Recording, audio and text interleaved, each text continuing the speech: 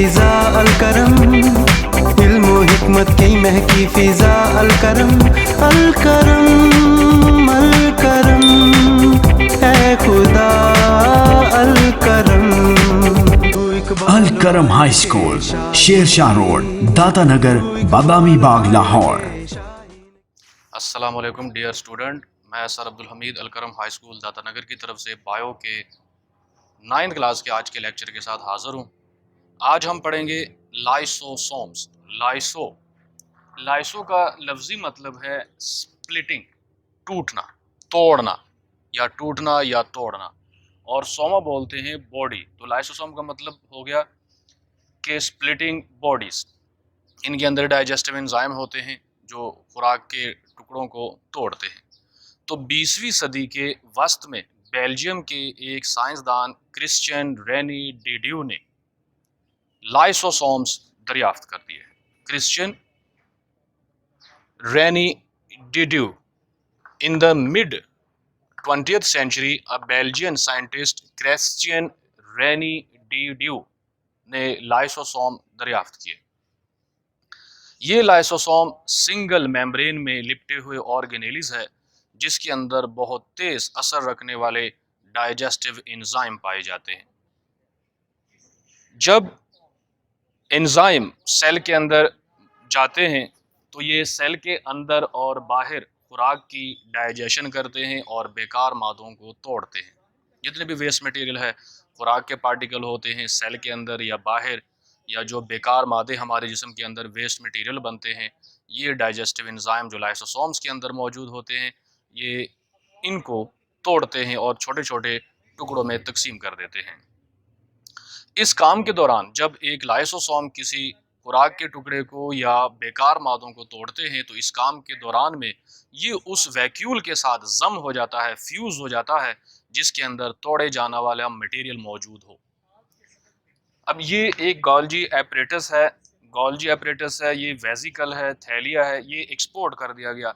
अब ये है एक लाइसोसोम जिसको प्राइमरी लाइसोसोम कहेंगे। ये प्राइमरी लाइसोसोम के अंदर डाइजेस्टिव एंजाइम मौजूद है और ये वो वैक्यूल है जिसके अंदर तोड़ा जाने वाला मटेरियल, यानी जो टारगेटेड मटेरियल है जिसको तोड़ना है छोटे छोटे टुकड़ों में, वो मटेरियल इसके अंदर मौजूद है। तो अगले मरहले में क्या होता है कि ये जो लाइसोसोम है इसके अंदर जो प्राइमरी लाइसोसोम है, डाइजेस्टिव एंजाइम होता है, ये उस वैक्यूल के साथ फ्यूज हो जाता है, जम हो जाता है, मिल जाता है, जिसके अंदर ये तोड़ा जाने वाला मटेरियल मौजूद है। ये फ्यूज हो गया। इसमें जो छोटे छोटे डॉट्स है ये डाइजेस्टिव एंजाइम है और ये जो बड़ा डॉट है ये दोनों आपस में मिल गए, दोनों आपस में जम हो गए। अब ये एंजाइम इस टारगेटेड मटेरियल को ब्रेक डाउन शुरू कर देता है, तोड़ना शुरू कर देता है, और इसके नतीजे में ये जो आपको 3 बड़े बड़े पीसेस नजर आते हैं, ये वो टारगेटेड मटेरियल है, ये वाला, जिसके साथ ये एंजाइम लाइसोसोम के मिलकर उसने उसे छोटे छोटे टुकड़ों में तकसीम कर दिया है। तो लाइसोसोम के अंदर इंतहाई तेज स्ट्रॉन्ग जो डाइजेस्टिव एंजाइम होते हैं, ताकतवर डाइजेस्टिव एंजाइम होते हैं, वो मौजूद होते हैं, और ये उस वैक्यूल के साथ जम हो जाता है, फ्यूज हो जाता है, जिसके अंदर तोड़ा जाने वाला मटेरियल मौजूद है, और बाद में उस मादे को तोड़कर उसको छोटे छोटे टुकड़ों में तकसीम कर देते हैं। क्रिश्चियन रेनी डिड्यू को 1974 में इन 1974 नोबेल प्राइज दिया गया मेडिसिन के शोबा में।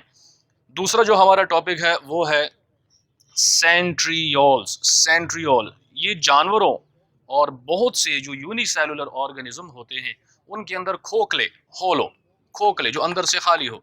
तो animals and many unicellular organism have hollow and cylindrical, सिलिंडरनुमा, लंबूतरे, जैसे लंबे लंबे हिस्सों को बोलते हैं कि ये क्या है, ये सिलिंड्रिकल शेप है।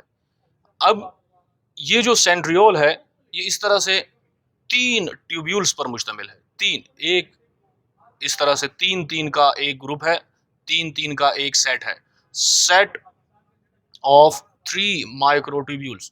तो सेट ऑफ 3 माइक्रोट्यूब्यूल्स, ये ट्यूब्यूल इन प्रोटीन के बने होते हैं। ये टोटल 9 होते हैं, बिल्कुल ऐसे ही जैसे ये उंगलियां है, ये ऐसे हैं, ये 1 है, ये 2 है, ये 3 है, ये 4 है, ये 5 है। तो इसी तरह से ये 9 ट्यूब्यूल्स का एक ग्रुप है और हर में तीन माइक्रोट्यूब्यूल्स होते हैं। तो टोटल इसके अंदर 27 माइक्रोट्यूब्यूल्स होते हैं। तो ये है क्या, जानवरों, एनिमल्स और बहुत से जो यूनिसेलुलर है, जो एक सेल पर मुश्तमिल है, सेल के अंदर खोखले और सिलेंडर नुमा ऑर्गेनेल्स मौजूद होते हैं, जिनको सेंट्रियोल कहते हैं। एक सेंट्रियोल 9 ट्यूब्स पर मुश्तमिल होते हैं, जिसके अंदर 3 माइक्रोट्यूब्यूल्स होते हैं। 9 ट्यूब्स और हर ट्यूब के अंदर 3 माइक्रोट्यूब्यूल्स होते हैं, यानी टोटल 27 माइक्रोट्यूब्यूल्स होते हैं, जो ट्यूब्यूलिन प्रोटीन के बने होते हैं। अब सेंट्रोसोम, जानवर के सेल में 2 सेंट्रियोल्स पाए जाते हैं, जो न्यूक्लियस के बाहर की तरफ, न्यूक्लियस के बाहर करीब तौर पर पड़े होते हैं। 2 सेंट्रियोल जो बैरूनी सतह के करीब पड़े होते हैं, इन दोनों सेंट्रियोल्स को मजमूई तौर पर सेंट्रोसोम कहा जाता है। इनका काम क्या होता है? सेंट्रोसोम जानवरों और कुछ यूनिसेलुलर जानदारों के जिस्म में खोखले सिलेंडर नुमा ऑर्गेनेल्स पाए जाते हैं, जो 9 ट्यूब्स पर मुश्तमिल है और हर ट्यूब में 3 माइक्रोट्यूब्यूल्स होते हैं। जानवर के सेल में न्यूक्लियस के बैरूनी तरफ और करीब ये 2 सेंट्रोसोम पाए जाते हैं, सेंट्रियोल्स पाए जाते हैं, जिनको मजमूई तौर पर सेंट्रोसोम कहा जाता है। इनका काम सेल डिवीजन के दौरान स्पिंडल फाइबर बनाने होते हैं, यानी कि जब एक क्रोमोसोम है, तो इसके छोटे छोटे धागे निकलते हैं, जो क्रोमोसोम के मरकज के साथ चिपक जाते हैं, जुड़ जाते हैं, ताकि जो क्रोमोसोम है वो एक दूसरे को अलग कर दे, एक दूसरे से अलग हो जाए। तो ये सेल डिवीजन में अहम किरदार अदा करते हैं, स्पिंडल फाइबर बनाना।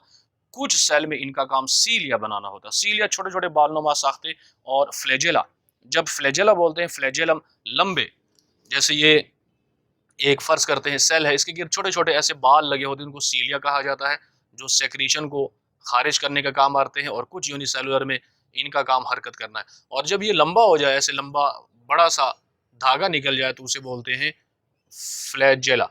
ये फ्लैजेला है और ये सीलिया है। ये सिर्फ और सिर्फ जानवरों के सेल में पाए जाते हैं, पौधों के सेल में सेंट्रियोल्स नहीं पाए जाते। इसका काम जानवरों के सेल में सेल डिवीजन के दौरान स्पिंडल फाइबर बनाना और कुछ सेल्स के अंदर सीलिया और फ्लैजेला बनाना भी है। उम्मीद है आपको आज का लेक्चर समझ आया होगा। अल्लाह हाफिज।